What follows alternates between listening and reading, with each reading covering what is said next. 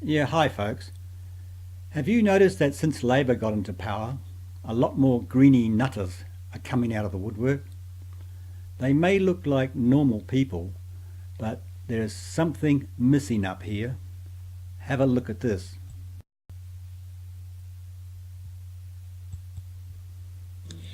A group on Waiheke Island near Auckland is pushing for it to become the world's first residential island to have only electric vehicles. Now, the aim is to have zero emissions by 2030, and yes, visitors will also be expected to climb on board. So visitors will be expected to climb on board. So that means all the Aucklanders that go over there, the thousands of Aucklanders that take their cars, their petrol cars over there every year, will no longer be able to do so. So that means the end of half of the Auckland tourist market. Kate King reports. Taking the eco-friendly Waiheke way of life up a gear, with a push to ditch all fossil fuels in the next 12 years. On the island, it's only, you can do a maximum of 40 to 50 kilometres, and you've gone around and start again. Therefore, to have these small range EVs are something that we want to encourage. So he's the first screw-loose nutter. He's trying to force everyone on the island to buy electric cars when they don't even have water. They don't even have sewage. But no, electric cars come first. The roads run out before the batteries do, but that's not the only reason to go green. It fits with a number of initiatives, including making tourism sustainable. Oh, making tourism sustainable. So here's the next screw loose. Screw loose nutter marching away through the institutions. So how are you going to have tourism when half of the Auckland market is cut out of the market?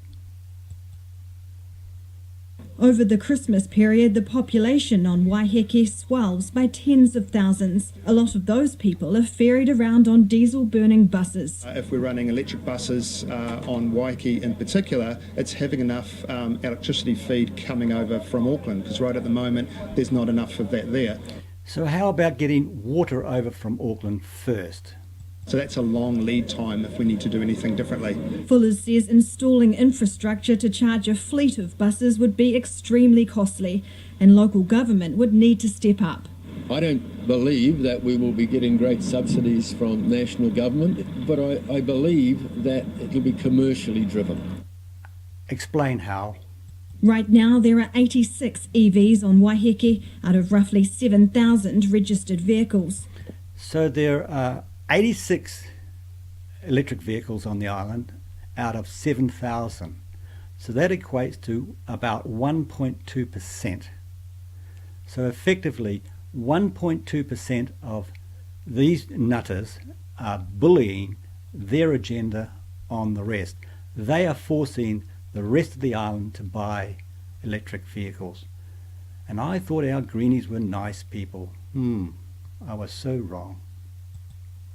All of them are charged at home with no public plug-in points available. The Electric Island Group believes the initiative will have social, environmental and economic benefits because the price of petrol here on Waiheke is the highest in New Zealand. It may have some wealthy homeowners, but our average income is about $25,000 less than the average income across the whole of Auckland. So I don't quite understand this woman. One minute she's for this idea, and now she's saying that Waiheke people are poor. So how can these people afford to buy electric vehicles? Oh, that's right. She's a double-think liberal. The community is yet to be formally consulted, and while some say they can't afford the upfront costs of the switch, others say when it comes to carbon footprints, they can't afford not to. Oh, carbon footprints. I love these words that make me feel good inside. But who cares about water? Who cares about sewage? And effectively what this means is the Waiheke housing market will collapse simply because people will be forced to buy electric cars along with the houses. Idiotic.